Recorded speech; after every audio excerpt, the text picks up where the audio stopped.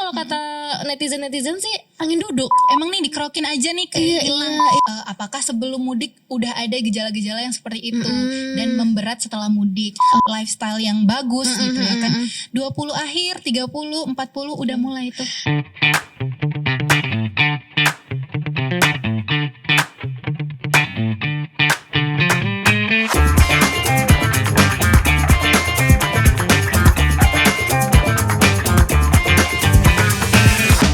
Roda berputar menyusuri jalan.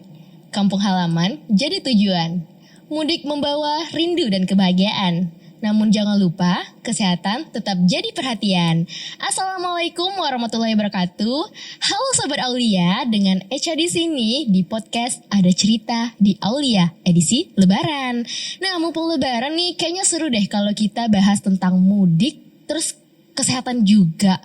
Tapi Echa nggak sendiri sih hari ini karena udah kedatangan narasumber yang luar biasa, dokter umum Aulia Hospital, dokter yang cantik, ceria dan cerdas. Siapa lagi kalau bukan Dokter Muti. Say hi. Halo Dokter Muti. Hai Kak Echa dan halo semua sahabat Aulia. Oke, biasa kita ngobrol di Poli. Sekarang kita ada di podcast Ada Cerita di Aulia ya dokter. Untuk pertama The first kali. time for us ya dokter. Oke dokter, gimana, sehat? Alhamdulillah Kak Echa gimana? Sehat? Alhamdulillah sehat. Alhamdulillah pagi-pagi banget ya kita udah podcast ini ya. Jelas ya. Jelas. Dan semangat pagi. Semangat pagi Sobat Masih Aulia. terpancar. Semangat pagi dan semoga selalu sehat dimanapun berada. Amin. Oke dokter, hari tahun ini mudik gak sih?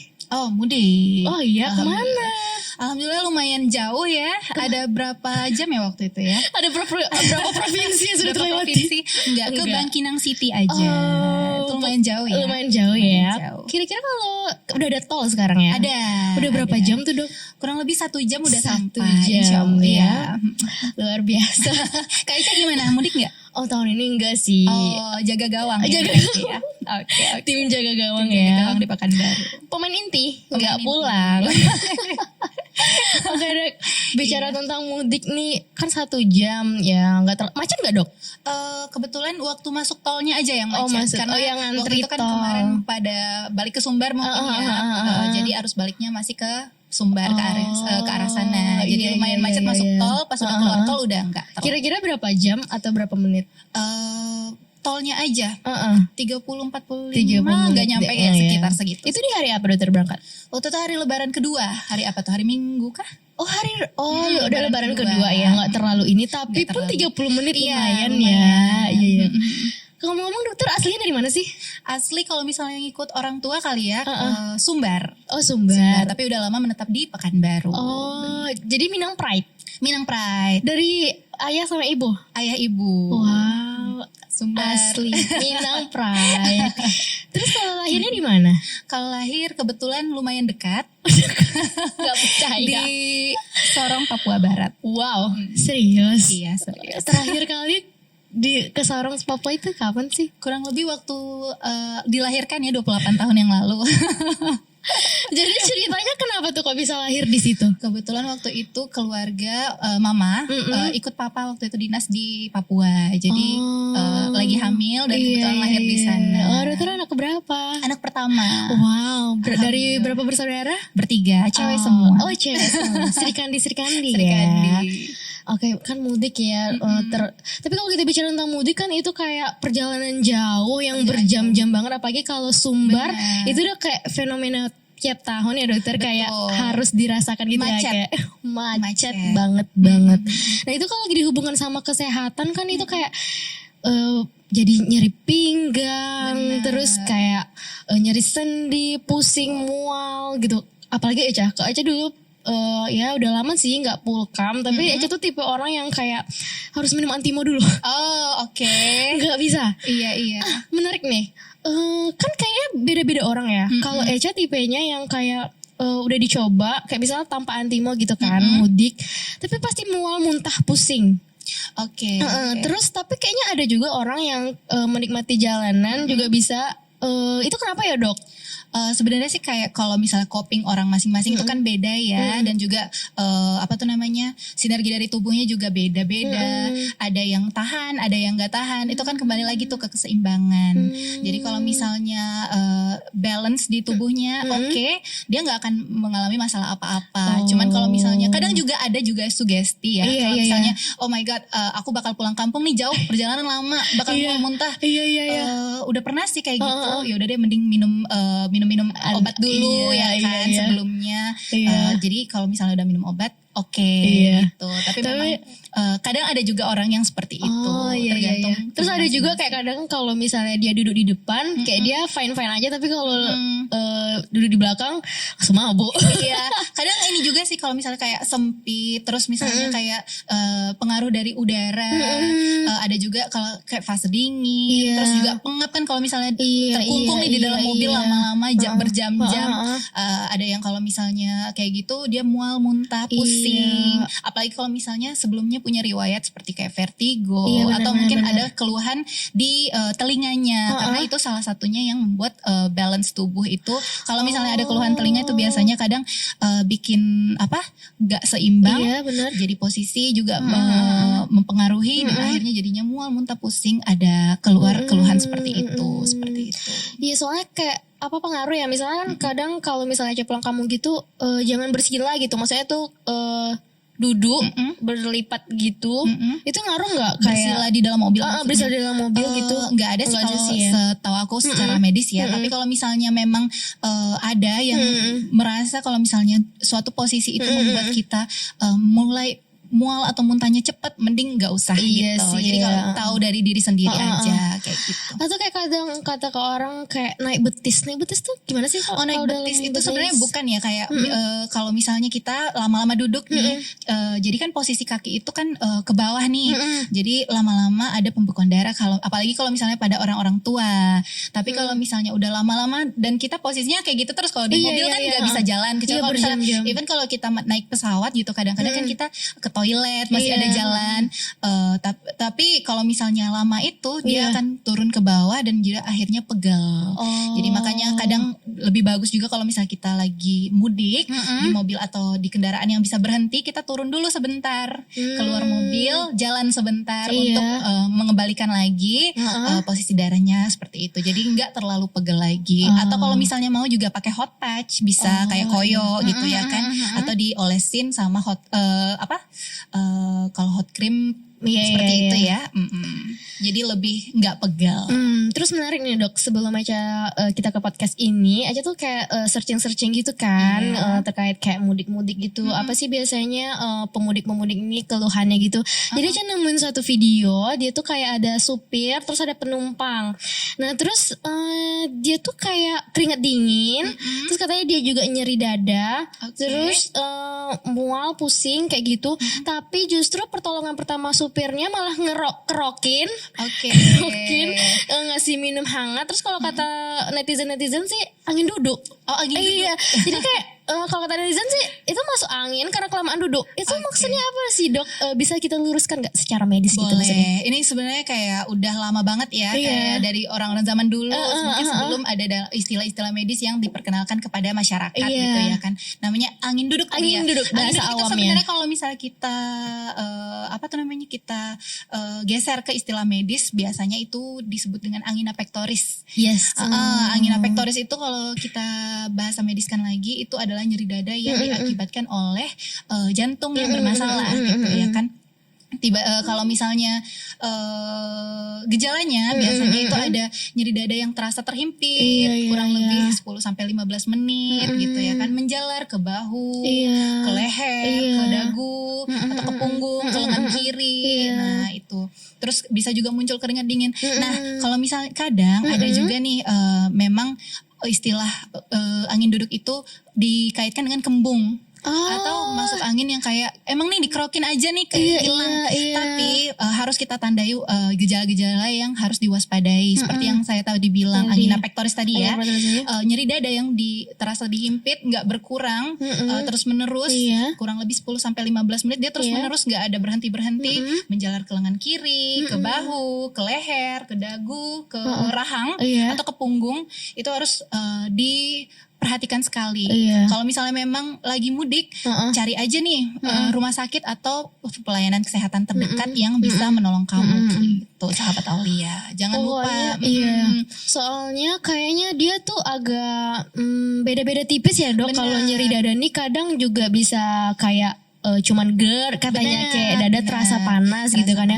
Jadi coba bedanya apa tuh dok, kayak serangan kayak lagi GERD atau pas nyeri dada, lebih spesifiknya? Nah yang seperti yang tadi, kalau misalnya GERD itu lebih ke kayak ada nyeri ulu hati, nyeri ulu hati yang kadang disertai dengan ada rasa mau apa tuh namanya, regurgitasi, sendawa asam di tenggorokan gitu ya kan. Tapi kalau misalnya si angina pectoris ini tadi yang nyeri dadanya itu memang tertimpa memberat menjalarnya ke bagian-bagian tubuh yang saya bilang tadi, kemudian harus dilakukan pemeriksaan yang lain. Jadi kalau misalnya kamu merasakan itu dan sahabat Aulia nih tiba-tiba kayak gitu kan, langsung cari ke IGD atau fasilitas kesehatan yang terdekat karena harus dilakukan pemeriksaan lain seperti EKG.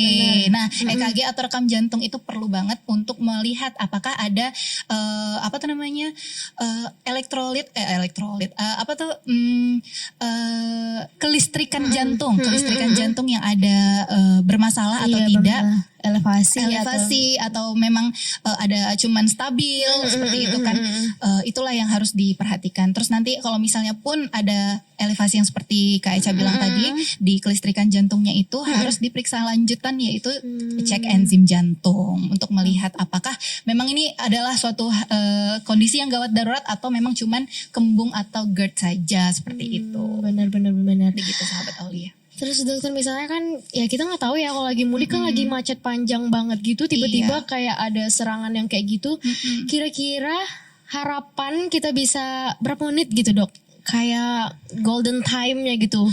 Golden time sih kalau kurang lebih itu 6 jam. Tapi lebih baik secepatnya kita bawa ke rumah sakit atau pelayanan terdekat.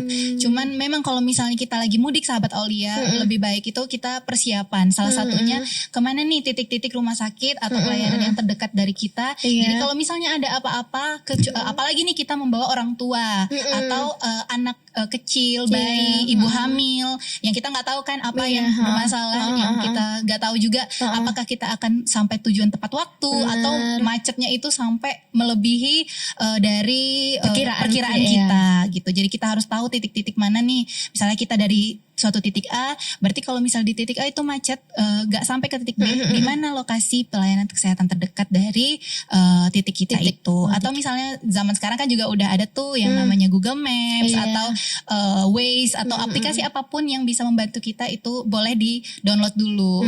Cuman kan takutnya nanti kalau di kemacetan kita nggak tahu nih di mana titik-titik sinyal ada atau sinyal tidak ada. Jadi lebih baik dipersiapkan sebelum kita berangkat mudik seperti itu. Berarti kembali lagi, misalnya kalau lagi kondisi panik banget kan, yang kayak tadi, kan sebenarnya sayang banget ya kita melewati golden time. Pertolongan pertama justru dikerokin, karena mungkin banyak masyarakat kita yang belum tahu dengan ciri-ciri khas serangan jantung itu. Kalau dari menurut dokter, misalnya ya kayak sahabat Aulia yang nggak medis gitu ya, lagi di posisi itu, baiknya gimana tuh dok pertolongan pertama kalau kita ketemu ada keluarga kita lagi mudik, lagi kayak gitu kondisinya, apa yang harus kita lakukan pertama kali? Memang yang pertama kali itu adalah meminta dia untuk istirahat terlebih dahulu. Kalau misalnya kita nggak tahu kan, bisa juga kita menelpon ke pelayanan kesehatan terdekat itu, yang seperti yang tadi saya bilang ya kan. Terus tetap juga dibaringkan dan ditanya nih apakah memang memberat atau memang abis dikasih pertolongan pertama itu apakah memang cuman ngap aja. Iya. Mana tahu kan dia memang bukan serangan jantung. Oh iya. Pastikan juga sebelumnya apakah memang udah makan. Mana tahu memang Benar. belum. Jadi memang mau muntah tapi dia nggak bisa. Iya, bisa jadi ya kan. bisa. Jadi memang untuk serangan jantung itu sendiri kita punya step-step untuk diagnosis. Jadi nggak bisa tiba-tiba nih cuman ada gejala seperti ini itu udah serangan jantung, belum tentu sih. Jadi Terus, memang kita harus dicek-cek lagi. Iya gitu. benar. Terus dok, terus kalau mudik tuh kan juga buat kadang sampai demam. Benar. Terus pusing banget, badan pegel-pegel. Kan kalau menurut dokter nih, rasanya masa pemulihan itu butuh berapa hari normalnya? Dan kalau misalnya dalam jangka waktu itu tidak sehat juga, abnormalnya berarti itu kapan gitu dok? Oh kalau misalnya untuk kayak demam ya, Iya. sebelumnya Dia habis mudik nih, habis mudik. Terus kayak udah pusing, ya badan pegel-pegel kayak meriang kayak gitu. Mungkin Iya. kan daya tahan tubuhnya udah turun gitu ya. Butuh waktu berapa lama untuk pemulihan gitu? Sebenarnya kalau misalnya untuk pemulihan itu orang beda-beda Beda-beda. ya. Jadi kalau misalnya kita lihat dulu nih, apakah sebelum mudik udah ada gejala-gejala yang seperti itu dan memberat setelah mudik, atau nih kan lagi kumpul-kumpul keluarga tuh banyak orang, kita nggak tahu apa yang diderita masing-masing keluarga kita itu dari kampungnya kan pada mudik di satu daerah yang sama gitu ya kan, entah beliau-beliau itu ada yang membawa penyakit atau apa yang kita tidak tahu. Nah jadi kalau misalnya pada umumnya 1-2 hari atau maksimal 3 hari itu harusnya tubuh Sudah kita pulih. sudah recovery lagi, kembali ke yang semula. Tapi kalau misalnya memang 2-3 hari itu tidak ada perubahan, boleh kita 2-3 hari ini kita harus istirahat juga ya, istirahat dengan pola makan yang cukup, kemudian udah mengkonsumsi obat-obatan yang seperti kalau misalnya kayak demam sesuai gejala ya, Sesuai paracetamol gejala. atau tentunya kalau misalnya udah merasakan hal seperti itu sudah berobat juga ya kan, dan tidak ada perbaikan, mungkin boleh lagi berobat kembali segera ke IGD, tergantung sih. Kalau misalnya Kalau gejalanya urgensi, ringan itu boleh ke Vaskes FKTP Anda. Tapi kalau misalnya gejalanya sudah terhitung sedang sampai berat dan udah nggak bisa ditahan lagi nih, jangan ragu-ragu untuk segera ke IGD. Nanti dokter umum yang berada di IGD itu yang akan menentukan nih apakah ini gejala itu merupakan suatu kegawat daruratan atau bukan, atau memang cuman bisa dirawat jalan saja seperti itu. Soalnya kan kadang kita suka abai ya sama sinyal-sinyal tubuh kita. Benar. Jadi sahabat Aulia jangan ragu untuk memeriksakan kesehatannya, apalagi sahabat Aulia yang pasca mudik lebaran. Benar. Ya kan. Terutama nih Kak Eca, kalau misalnya yang perlu diperhatikan tuh ya seperti orang-orang tua yang lansia, kan pasti tuh ada orang tua kita, nenek kita, kakek kita yang ikutan nih pas mudik karena mau balik kampung, udah lama nih gak ketemu sama keluarga-keluarganya. Terus juga ibu hamil, bayi, anak-anak kecil. Nah, apalagi nih kalau misalnya yang rentan seperti udah punya penyakit sebelumnya bawaan atau autoimun, atau memang ada penyakit kronis seperti diabetes, hipertensi, jantung, ya, itu harus di note banget sih. Iya. Justru malah harus mempersiapkan kondisinya lebih prima sebelum mulai mudik. Kalau bisa pun cek kesehatan ya kan Cek dokter. kesehatan sebelum dan mudik konsul dan sama sesudah. dokter spesialisnya Betul. sebenarnya sih untuk yang pasien jantung, diabetes, yang punya penyakit kronis. Iya. Sebelumnya sih harusnya udah ada jadwal di polinya atau di vaskesnya untuk berobat dan mendapatkan pengobatan. Dan jangan sampai di skip tuh obat-obat dia mentang-mentang puasa. Pasti kan ada di edukasi tuh bagaimana cara makan obat saat puasa. Benar Bukan di skip, tapi ada metode-metode dan waktu-waktu tertentu untuk makan obatnya seperti itu. Soalnya kan kita kebablasan banget ya dari Ramadan ke Lebaran. Nah, makan itu. apa aja kita Lebaran ini dok? Oh my god, santan. Terus minum-minuman yang dingin, kaleng-kalengan, Oh my kue-kue, mentega, soda. Itu manis-manis semua. ada di rumah kayaknya kalau misalnya nggak dicicipin mungkin katanya kurang nih, nggak berasa nggak lebarannya. berasa. Tapi memang orang-orang yang rentan seperti yang tadi saya sebutkan, orang-orang yang beresiko memang harus dijaga makanan. Mungkin kalau misalnya mau nyicip-nyicip sedikit boleh tuh dipotek. Atau jangan dimakan satu porsi gitu ya kan. Dan sebaiknya malah dihindari. Apalagi kalau misalnya orang-orang yang merokok, nanti di combo sama santan, di combo lagi sama soda-soda gula tinggi. Itu Kebablasan ya. Sebenarnya boleh tapi asal tidak berlebihan ya dok. boleh asal tidak berlebihan dan tahu porsi bagaimana tubuh Iya, kita gimana bisa tubuh kita bisa menerimanya sampai sejauh mana. Jangan sampai bablas. Benar sekali. Dan juga mungkin kita yang muda-muda ini memang sekarang belum terasa efeknya, ya kan dok? Tapi fun fact ya Kak Eca, Yes. kalau misalnya sekarang di 2026 ini Yes. angka orang-orang yang sudah menderita diabetes atau penyakit gula, terus hipertensi, penyakit jantung itu bukan orang-orang yang di atas 50-an lagi. Benar banget sih. Ini Start fenomena yang 30, harus 20 akhir pun itu udah banyak yang menderita hipertensi, penyakit jantung. Yang namanya juga penyakit jantung bisa jadi serangan jantung yang tidak tahu kita kapan dapat atau kapan di emang silent killer. Benar, silent killer. Kita nggak tahu, mungkin juga dari pasien-pasien ini udah start dari usia-usia belasan, nggak jaga makan, nggak jaga pola tidur.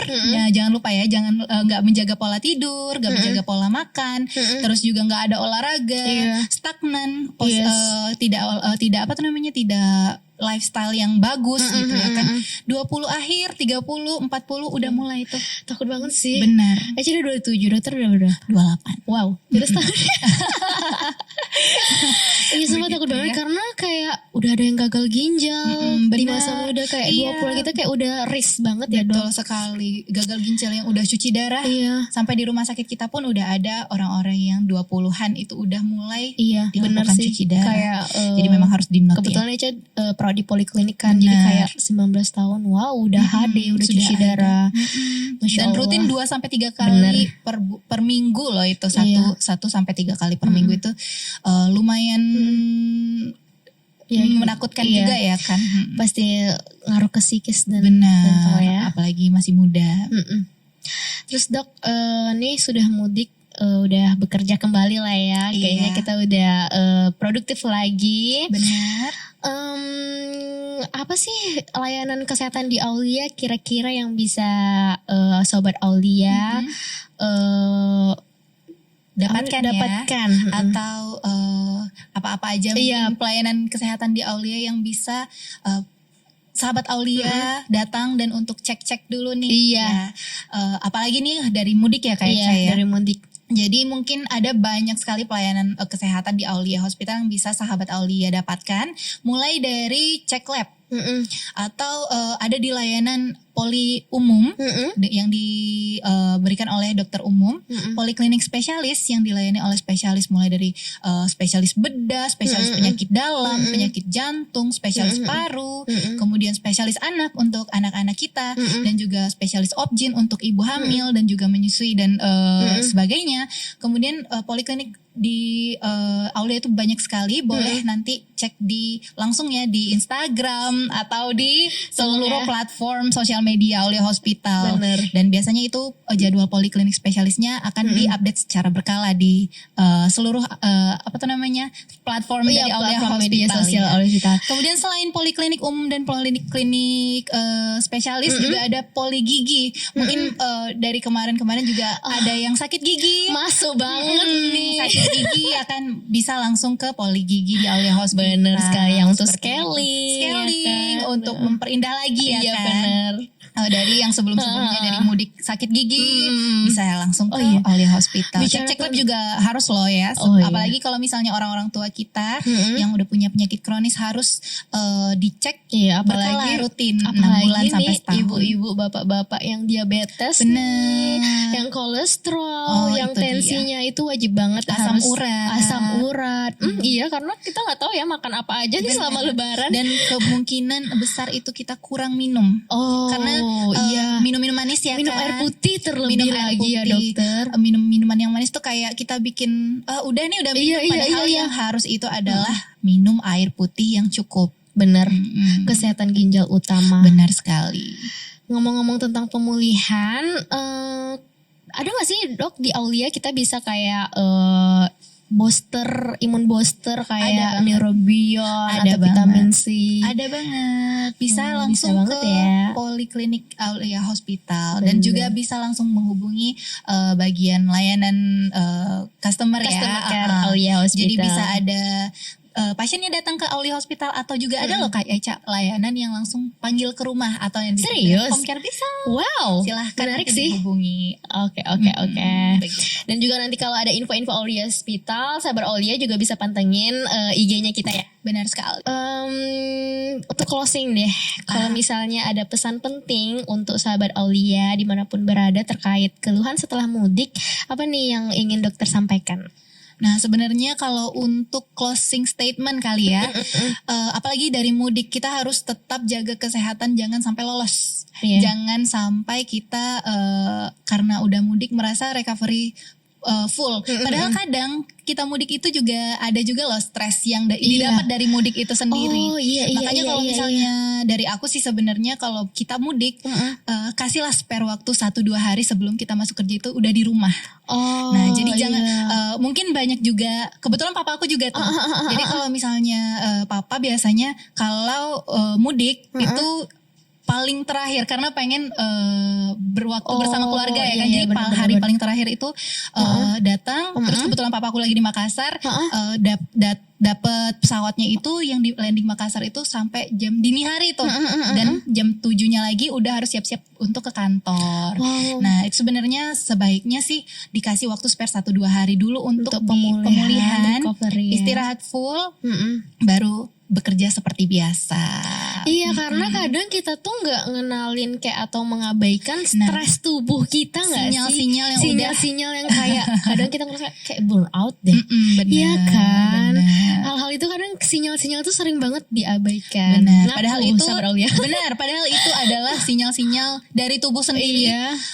Ini nih, listen to your body. Wah, Listen to your body. Apa yang dikasih sinyal dari tubuh kamu itu bukan hanya yang harus lewat aja numpang lewat, bukan ya, tapi memang yang harus didengarkan. Jangan cuman tubuhku lagi baik-baik saja, tapi benar. sebaiknya diperiksa. Iya. Diperiksa itu memeriksakan tubuh secara berkala itu adalah salah satu contoh kita atau aplikasi kita untuk memperlihatkan kalau kita mencintai diri sendiri, begitu.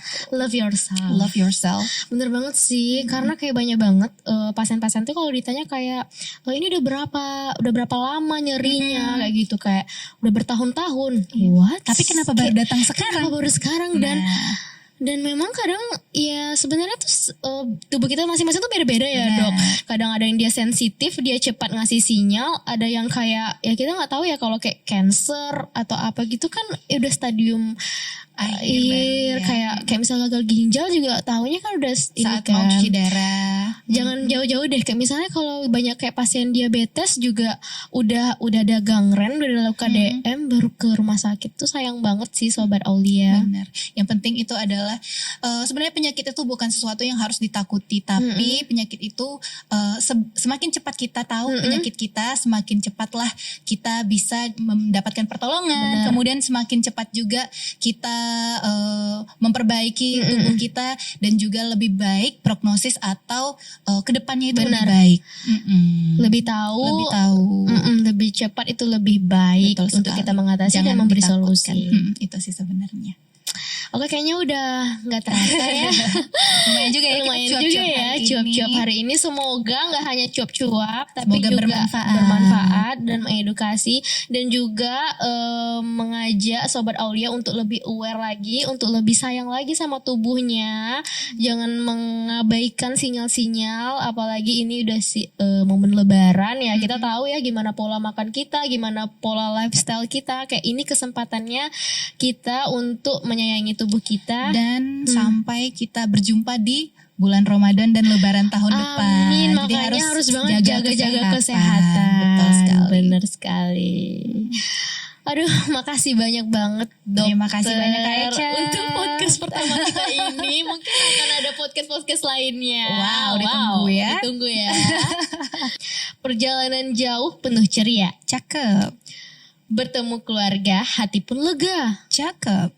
Jaga kesehatan setelahnya, agar aktivitas kembali prima. Yeay. Hashtag sehat di Aulia. Iya. Thank you banget, Dan hashtag teman-teman. cek kesehatan kamu di Aulia Hospital Hanya di tentunya. Aulia. Promo banget. Oke, Echa dan Dokter Muti. sampai jumpa di episode Ada Cerita di Aulia. Selanjutnya. Yeay, Bye.